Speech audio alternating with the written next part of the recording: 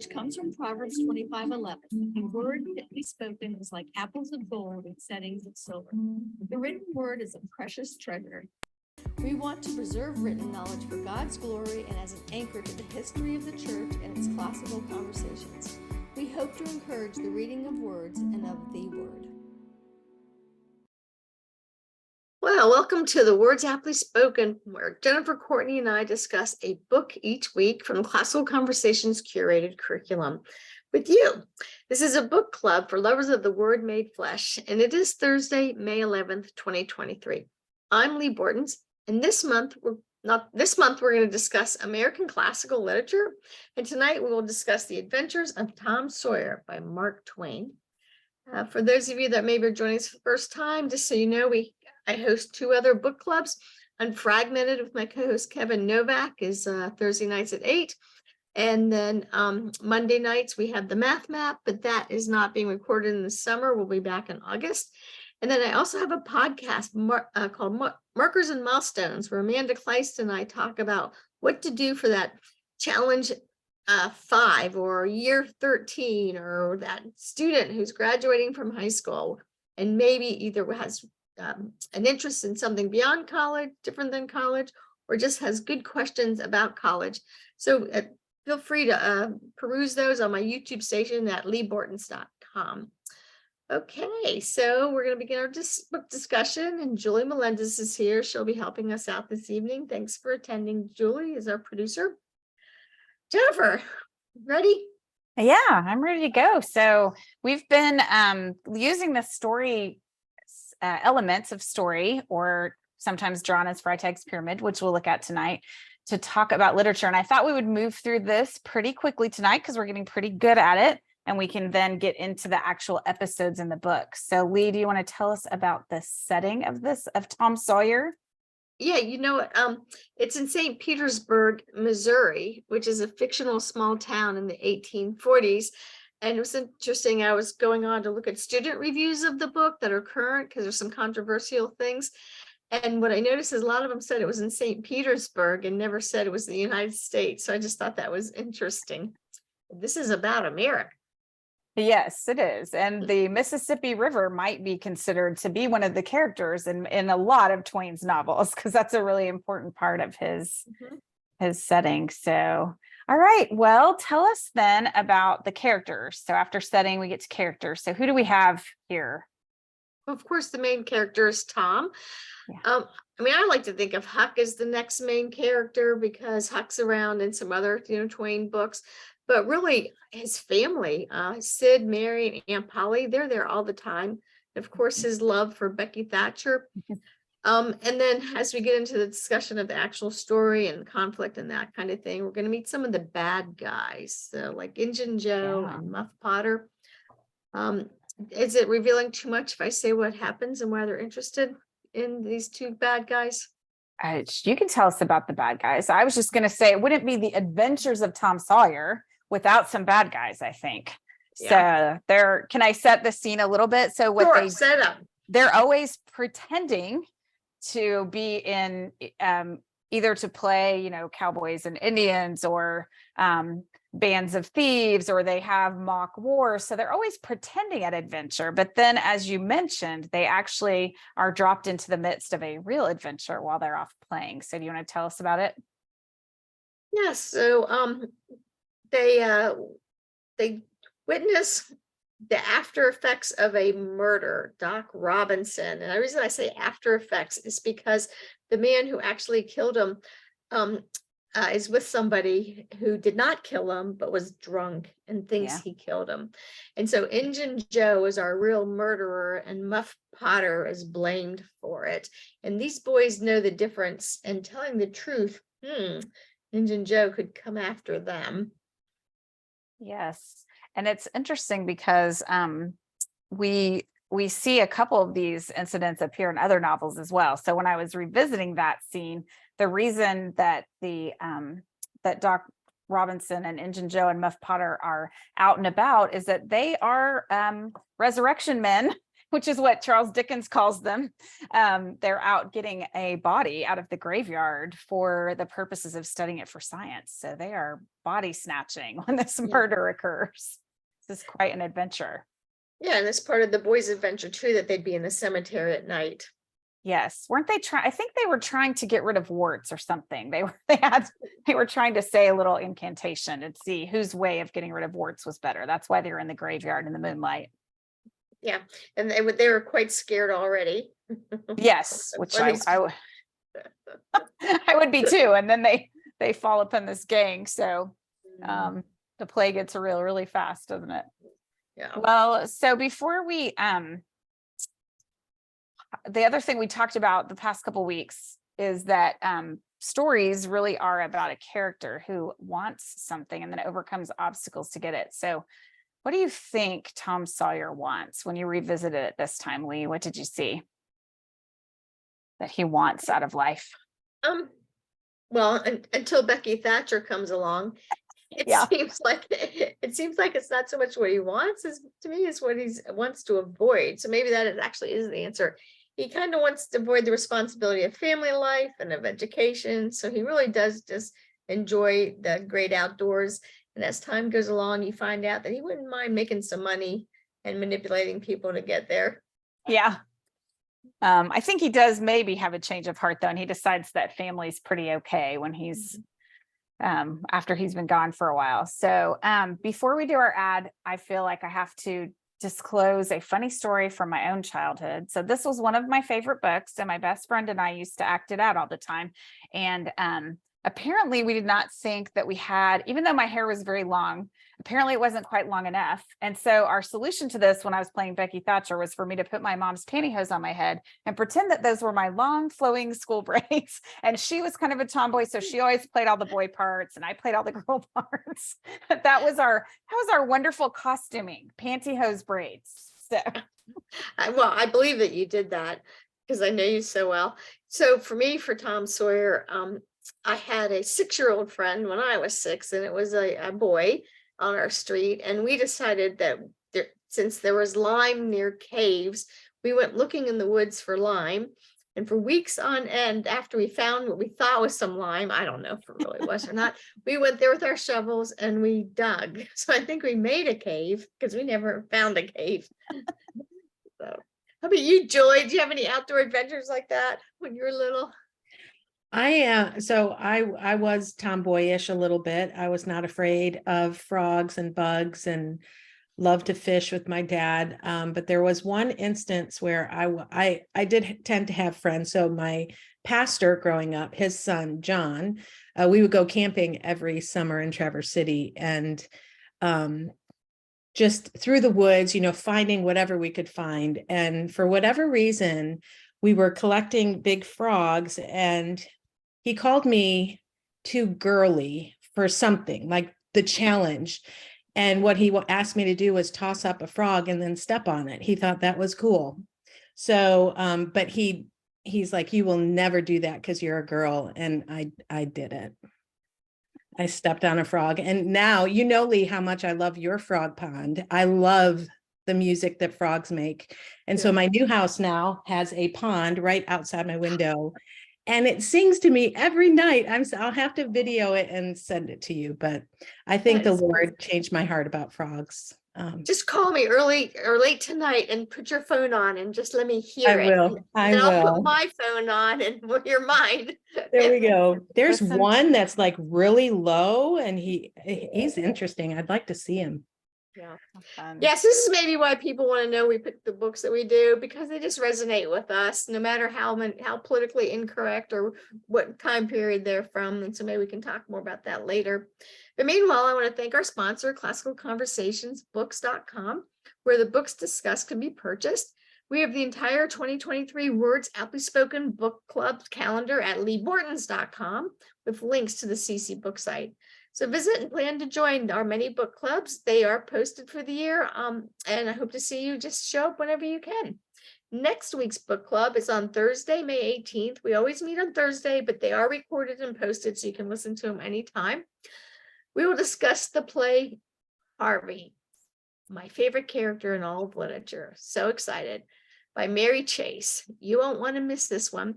Hint. This is from Jennifer. She says, hint, tell them there's an invisible 6-foot tall rabbit. I mean, I Very feel like good. that's catching. Maybe everyone will want to come for Harvey for our Yeah. 6-foot tall rabbit. It's one of the best books ever. Funny one. It is funny. And also Tom Sawyer is funny. So I thought we would actually start with this. It's kind of a long quote, but like many children's books and movies, there's plenty of adventure for the kids, but there's also these moments of reflection for adults. So Twain is conscious of and speaking to both of those audiences all the time, which I think is why C.S. Lewis says that any book that you read as an adult, that you read when you're 10, you should want to also read when you're an adult. So I'll read this one for us and then we can think about it. But this is in chapter 1. So Tom has gotten in trouble. That's how the book starts. And you might notice that it's a pattern. So, but he's also a child, so he gets over it quickly. So within 2 minutes or even less, he had forgotten all his troubles, not because his troubles were one whit less heavy and bitter to him than a man's are to a man, but because a new and powerful interest bore them down and drove them out of his mind for the time, just as men's misfortunes are forgotten in the excitement of new enterprises. This new interest was a valued novelty in whistling, which he had just acquired from a Negro, and he was suffering to practice it undisturbed. It consisted in a peculiar bird-like turn, a sort of liquid warble, produced by touching the tongue to the roof of the mouth at short intervals in the midst of the music. The reader probably remembers how to do it, if he's ever been a boy. Diligence and attention soon gave him the knack of it, and he strode down the street with his mouth full of harmony and his soul full of gratitude. He felt much as an astronomer feels who has discovered a new planet. No doubt, as far as strong, deep, unalloyed pleasure is concerned, the advantage was with the boy, not the astronomer. It's really great. I love that parallelism, his mouth full of harmony and his soul full of gratitude. That's such a great Yeah, I'm going to idea. steal it. I'm going to steal it because people ask me all the time, but what makes it Christian education? What a great answer. You raise Yeah. children whose mouths are full of harmony and souls are full of gratitude. I love it. Yeah. Does the audience have any thoughts about this quotation? You guys are welcome to chime in or chat with Julie. Lisa's just saying thanks for doing this each week. She's rarely able to get on, but she watches the recording, so she nice. loves it. Mhm. Well, people were thinking about comments. My dad was a whistler. He was one of these guys who could play it, his hand like it was an instrument, as well as he taught me how to whistle. I never did the hand thing well. I can do it slightly, and but I can make a mean tune on a piece of grass, and I know how to whistle really loud to get everybody's attention. And so when they're talking about, where was it in here? I'm trying to find where the reader probably remembers how to do it. I don't think I did anything as musical as what he describes here. Yeah, I was thinking about that too, because we played outside we lived in suburbia, but we had a green belt at the end of the street that had grapevines and a creek. And that's how my dad called us home. We knew that whistle, that meant dinner time. So That's right. I had a whistle, but I can't whistle how he's describing. I have to use my fingers. Yeah. And my boys would be somewhere in the woods far away, and I would whistle for them, and they had a scream response, they couldn't do it with their fingers, but they had to respond, so I knew they heard me. But yeah, I had a sloppy, wet 4-fingered whistle. So this reminds me of in our challenge seminars. I didn't do this, quite frankly. I think we talked about the controversies in Tom Sawyer when I was leading challenge 1, but it might have been more fun to have read this passage to them and just had everyone practice whistling. yeah. Yes. Yeah, there's some, it's an interesting book for that. Just as he says, this strong, deep, unalloyed pleasure. There are lots of moments of strong, deep, and unalloyed pleasure throughout the book where Twain lets you right into the heart of a boy. And then, as we've mentioned, there are also these darker moments where adulthood is coming in, but it's an interesting mix of that. There are lots of passages like this one where there's just pure joy. So it's interesting. right in the middle where he says, and he was suffering to practice. Spell check wanted me to change that to a C. Oh, yeah. Is that spelled right or wrong? Well, that is the British way of spelling it. Okay. And so I took this out of an publication in the public domain. So they had older spellings. I noticed there are several just sort of older conventions too about how they've punctuated this particular edition. So Yeah, you know what we can talk about is what year was this book written? 76. I don't think I looked. It's the 1870s, mid 1870s. I have mine right here. Hang on. So if that's right, it was just a little bit after the Civil War. Yes. Give people context.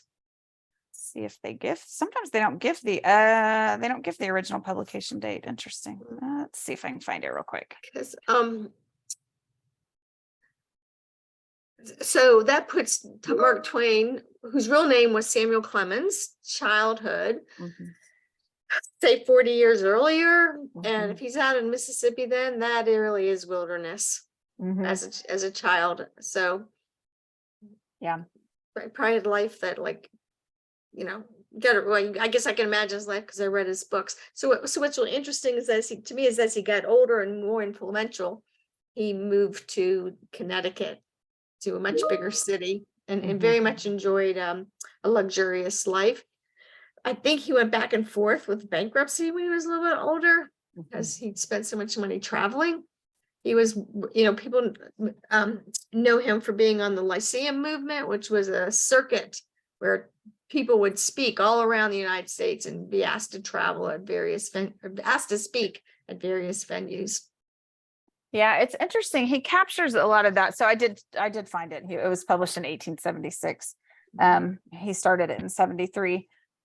He has this one chapter, that summer vacation, where he talks about, similar to that Lyceum circuit. That's what reminded me of it. Just this is a small town that he has fictionalized. And so he talks about all these summer occupations. So first, the circus came through, and then a phrenologist came through and was reading everyone's, you know, personalities by the shape and bumps on their head. So just interesting, those were the big doings in town.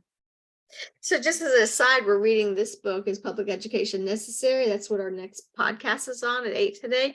And Pastor, I can't remember the first guy's first name, but Owens and Holbrook, who started the Lyceum movement, and then with the whole intention of turning it into the public education system, they loved phrenology, and it was part of their curriculum, was that you would learn to read the intelligence of a child by the bumps on their head. So, and then when the mother is very involved in that, not his mother, Aunt Polly, I was thinking, so Mark Twain, and then him being in New England eventually, he was really a big part of the beginning of Unitarianism and those damn Yankee religions. We talk about that phrase, and you know, just the socialism that was beginning to creep in the United States. So so when I was reading that phrenology part, that's when I went, ooh, that was a really unusual thing to want to teach kids. They thought it was the most scientific advancement there was. Yes, I know. So it's all very Good. interesting. I think, did one of our participants have a chat? She just, Michelle expressed she loves the visual language he uses in such great example for the readers, if and when they're writing creatively. Yeah, Michelle, Yeah. you were on camera a minute ago. You want to talk about it? Tell us more. Yeah. You're muted. Oh, there we go. Hey, everybody. Hey. Can you hear me? Mhm. So, yeah, I mean, I just think it's such a great example. I mean, when you're reading it, you, for me, it just, the pictures it creates, and, you know, sometimes when you've got boys, they don't necessarily know how to sort of beef up their thoughts and their ideas. And I just think it's a great example to show them, you know, piece by piece, you know, what are you seeing when it consisted in a peculiar bird-like turn? You know, what are you thinking? Or that sort of liquid warble. I just love it. And I just love this whole book because it is fun, and you can see how Aunt Polly is gets so mad at him, and he knows how to win her around. And it's like she gets mad at him, and then the next thing you know, he's given her a twinkle in her eye because he's figured out how to win her heart, so to speak.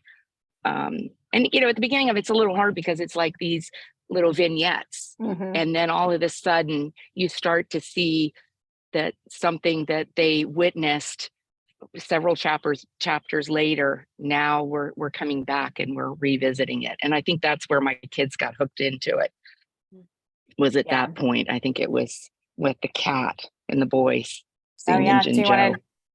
Yes. Yeah. So there's Go ahead, Jennifer. Oh, I was just going to say there's that hook in there. I found it interesting. I always interviewed my kids about what was your favorite book and challenge. And I was surprised because my Abby, who's really a girly girl, this was by far and away her favorite book and challenge. She was captivated by the humor and the characters. And so I just always thought that was interesting. She wouldn't have gone off and lived on a little desert island and played robbers, but she sure enjoyed reading about it. So cool. Yeah, there's just so many things to connect within this book. Well, one thing I want to point out too, because of who we are with classical education, you guys see how Mark Twain was really invested in the quadrivium in these words? The music and the astronomy. Is that what you were thinking? Yeah. Harmony and astronomy. Yeah. Like, I mean, how many of us think of our boys making analogies to astronomy, because how often are they really outside at night? So, or girls, I don't know, I've said boys, I don't care who you are. Either one, the children. Well, good. Well, Michelle hit on something that I wanted to talk about so the beginning of the novel is kind of like how we discussed with Little Britches. It's more like a bunch of short stories at the beginning, with little peeks into Tom's life. And one of my favorites is chapter 2, where Tom is punished. Yeah, you can show the picture, Julie. So Aunt Polly decides to punish him by making him whitewash a very long and very tall fence. I don't even think this picture does it justice compared to Twain's description of how ginormous it was. And so probably everyone knows that he tricks his friends into whitewashing the fence for him by pretending that it is the most fun you can have. And so they actually end up paying him all their treasures for the privilege of whitewashing a section of the fence. And I love that story so much that I actually put it in our little collection for little people, the New World Echoes, because that's a fantastic scene. So do you guys have favorites that you liked? There's so many. I mean, how can you not like the funeral scene? Right? Yes. Where they show up. Oh goodness.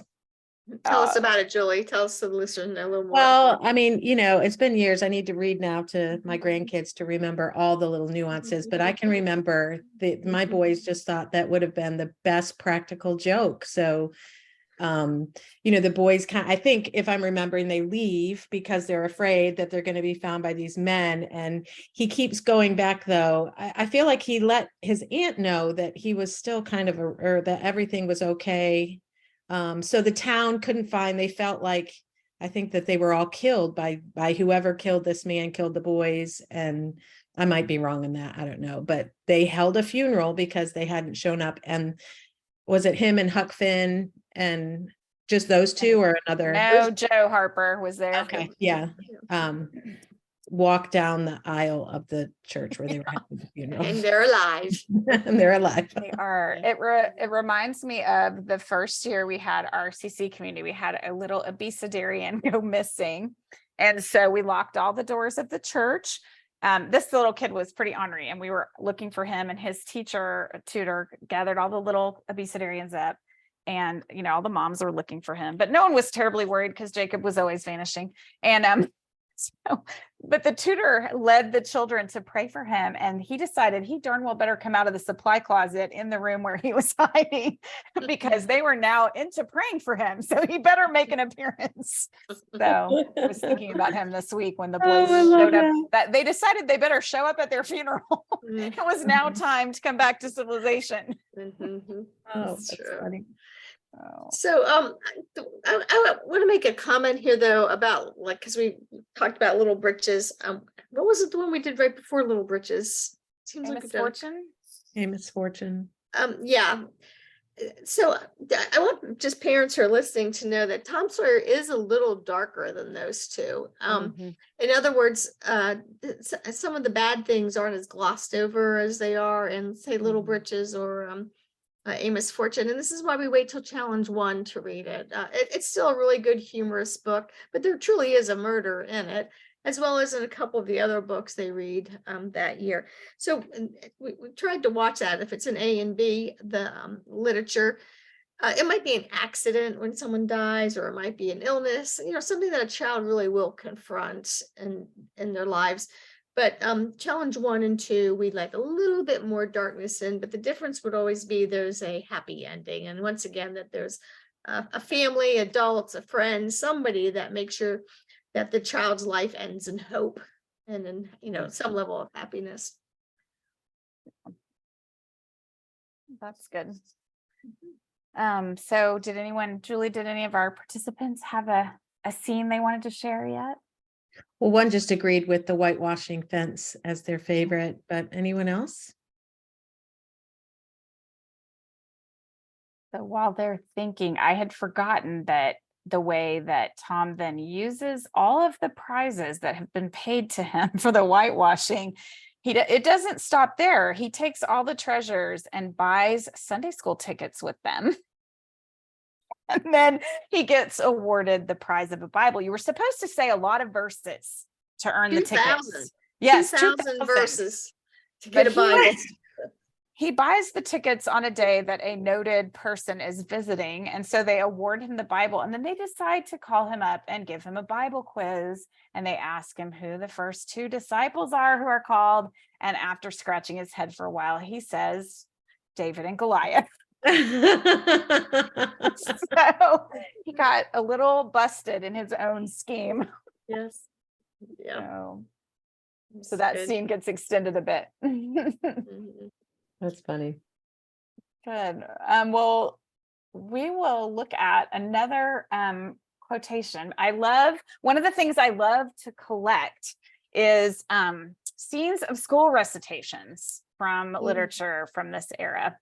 And Mark Twain is a little less glowing. So if you read Anne of Green Gables or Little House on the Prairie, the review of the school composition night is pretty glowing.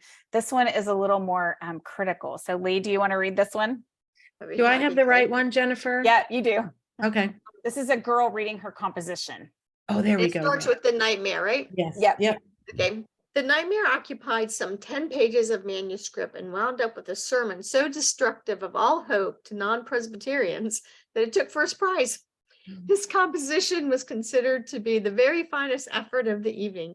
The mayor of the village, in delivering the prize to the author of it, made a warm speech in which he said that it was by far the most eloquent thing he'd ever listened to, and that Daniel Webster himself, in this nightmare, wait a minute. Something happened in the. Yeah, this nightmare occupied some 10 pages of manuscript. Oh, I got a double line in it. Is that from? I'm actually reading it out of a different thing. Sorry. Oh, it's right on the Okay, screen. and that Daniel Webster himself might well be proud of it. It may be remarked in passing that the number of compositions in which the word beauteous was overfondled and human experience were referred to as life's page was up to the usual average. Oh, I apologize. I had to laugh out loud so many times while reading Tom Sawyer this time. And this was one of the scenes that made me laugh out loud. Yeah. I like This is funny because you cut and paste this from something, and I'm actually looking at a cut and paste version. We must have had the same old version because they both have the wrong line in them. Oh, how funny. Yes. So I didn't cut and paste it twice. I just cut and pasted what you gave me. It must have been an error. Sorry, Which guys. means I didn't read Okay. it. So that's okay. It's all good. That's okay. So I love thinking about obviously Mark Twain had sat through a number of school nights in which the girls waxed eloquent and had a sermon in them. So I love some of the language he uses. It was so destructive of all hope to non-Presbyterians that it took the first prize. Oh. Do you want to tell us who Daniel Webster is? Remember, this is 1870s or time period. Webster Um, Dictionary? I think that was Noah, right? So Daniel was Oh, a, that is. a renowned orator, Yes. who was really known for giving us speeches. And I was thinking about this the other day because that was such a, I mean, we would call it rhetoric now, but it was such a prized skill, that ability to be a good orator. And because it was not just their form of information, but also their form of entertainment, right? Mhm. So just it was more, the thoughtfulness of speeches was more prized. And so although Twain is making fun of these young ladies, it's also true that they're practicing for later. They'll get better. They won't over fondle the word beauteous for the rest of their lives, or use trite expressions like life's page. But he's definitely also adding that mocking in, right? It was so eloquent that Daniel Webster might well be proud of it.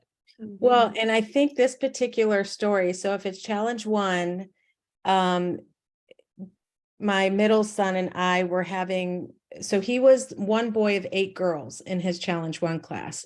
One of those girls, and all of those girls being Lauren's friends. So they were all together. And when Gabe moved up, they were all in class together. Anyway, I would always get on to him about needing to add more dress ups and making it more fluffy, because you're in front of 8 girls, and they're the ones that are critiquing him and always said, your papers are so boring. And so I was trying to help him, and we were having a discussion, is what I call it. My husband came down from 3 stories up, and that's not a discussion you're having. It's a very loud discussion. And he said, I don't even know why I write papers. Mom changes it. So Chris said, do not edit any more papers for him. Let him show up to class. And if they're bad, let those girls tell him. So I don't know when they read this particular book, but it was in February, and his challenge 1 director, they had come back after 4 weeks of being off for Christmas, had a few weeks, and she came to me and she said, I want to talk to you after class. I'm like, oh, I bet he's going with no papers, and I bet they're horrible. So so she proceeded to say, Julie, what has happened with Gabe's papers? They are so precise and to the point, and I have enjoyed reading them so much. And I thought, first of all, he's very smart, and I thought maybe he told her to tell me that. But then I started weeping to, the dagger out of my heart, thinking that somehow I know better for my son on how to write. But what she said, I appreciate that when we are writing a 5-paragraph with a particular person, that I'm not getting all the fluffy when I gaze into the sky, and they're writing a science, something that has nothing to do with being fluffy. So she appreciated his preciseness, staying within the word count, and following the structure that they were supposed to be working on. So lesson learned, it sounded like you were over fondling his human I was experience on life's over-fondling. page. If we can say that in a nice way, I was over fondling. Yes. Yes. That's a nicer way of saying helicopter parent. That is nice. Thank you. It only sounds perverted too. Are you over fondling? It's not a word we use in that same sense anymore. No. Oh. Sorry for the silliness, but that's I read the book today, so it's just funny. Yeah. Let your boys be boys. Tom Sawyer he's a boy. Let him be boys. I know. Well, before we run out of time, I do want us to touch on the darkness of the conflict. So, Lee, do you want to say more about the murder situation or the trial as we're looking at that? You know what, I can, but mostly what I wanted to make sure was that people knew that, as the one curating the curriculum for classical conversations, I recognize that Tom Sawyer has been banned, and that there's a lot of people that don't like the book because of its portrayal of how it truly was in the South, whether you liked it or not. And so we have even our own little conflict here about, when to read this book. And again, that's why I mentioned challenge 1, and how it's a little bit older when we're meeting it. what I have noticed is the newer versions, have changed some of the words to be less vulgar. So if you're worried that it's going to alarm you, go ahead and just buy a newer edition of the book, because this original one that Jennifer's got the picture from offline, it uses all the words they used. Mhm. So anyway, so what was your actual question? I was thinking about conflict there. Oh, so what do you think is the moment of climax? So we have this trial of the wrong guy. But was it that, or was it when he gets money he shouldn't have got and his life Well, changed? What is it? What do I you think it we could is? make an argument for either one. Mhm. So Yeah, go ahead. Well, someone else can answer that. I actually was listening to audio on Audible during that part, but I was reading the other part. I was listening on audio during the trial, so I missed a lot of that versus I was reading later on. So why don't you tell us? well, I was thinking one argument could be made for the climax being when they do realize that the murder has been committed by Injun Joe and not Muff Potter. And it's because of Tom's testimony. And so then Injun Joe goes on the run, which starts the next series of conflicts, because he's also stolen some money that Tom and Huck decide to look for. Mhm. Because they decide to, again, go out of play and have a real life treasure hunt and take the treasure from these robbers. So were you Yeah. thinking about that part being the second climax? Yeah, is that what you would call it, the second, or was it the actual? Because it almost, I mean, I like this book a lot because of the humor and the historical culture, but it almost ruins the story to me. The way they get the money there at the end compared to say like Little Britches or Amos Fortune, where everything they do is earned. Yeah. So it's to me, I don't like that part of this book. Am I allowed to say that? I don't like part of my own books. It could be like Robin Hood, though. Maybe they were thinking, we're going to take it from thieves, but then that makes you a thief. So they forgot that part. Well, it was more like how they acted after they got the money. It really showed them that their life was better without it. So Well, Huck definitely doesn't appreciate being civilized by the widow Douglas. He goes back to living in his hogshead barrel after trying to endure a month of school and being civilized. He lights back out for the freedom. So you want to talk about which conflicts of our four common ones? Well, I was thinking about what you said. This may be a bridge too far, but I'll throw it into the conversation. When you look at fairy tales and myths and stories of adventure, there are sort of those two categories. You have some where the characters have a true repentance and a reformation, and everything that they get is because of who they are. And then you have this set of fairy tales where it is luck, like the brave little tailor who kills the flies, and then he's thought to be a great warrior, but throughout that whole story, everything is basically happens to him because of luck or cunning. It's not a reformation of character. And then I guess the other one in that category would be like Puss in Boots, where he tells a lot of fibs and makes his fortune that way. So I think those can be less satisfying. So sorry, I went on a whole mental tangent from what you said. No, that's okay. That's why maybe that's why I'm feeling like it's not as satisfying in those scenes. And then I'm happier before that point, even when it's dark. Yeah. But it's worth rereading the book to see what you think. If you haven't read it since your kids were little or since you were little, make sure you give it a try. Yeah. So as far as the conflict, I think I almost identified every single one of these in Tom Sawyer, which I thought was interesting. Do you want to make a case for one of them? So man versus man, obviously the whole murder scene. But even when you opened up talking about some of the funny scenes, or maybe it was Julie talking about how no, it was Michelle. I was talking about finally he would make a twinkle in eye and Aunt Polly talking about that. So there's this tension between the two of them, yet they also love each other. So that's nice in this book. Yeah. And there really is some man versus society, partly because of when, as you've described, when it's written and where it's set, right? That is always going to be both man versus nature and man versus society will be present there, because there is this need to civilize the West. And then there are many characters there who aren't civilized, who are hiding out, who are getting away with the fact that law and order haven't been established yet. So Was he, so he was raised by Aunt Polly. Was he orphaned? Does it say that in the book? So Yeah. he was, okay. he's her, yeah. So that's another, man in society. How did they look upon orphans and fatherlessness? Because that's why she berates herself so much. Because when he does wayward things, she feels like she can't control him. But really, he's a good kid. They have a good relationship. They do. And you do get, I think you do get the sense that he's going to grow up to be okay. You're maybe a little less certain about Huck, because he really doesn't have any moral guidance.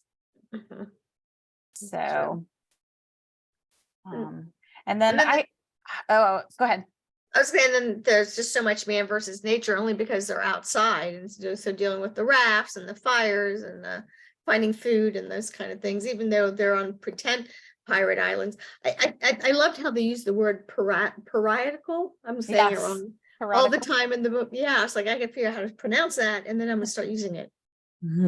Yes. And at one point they were playing Robin Hood, and they're trying to speak exactly like, I would guess it's the Howard Pyle Robin Hood, because that would maybe be the one that was written that Twain would know. And so at one point he's trying to educate Huck how to properly play Robin Hood, and he says they spoke by the book.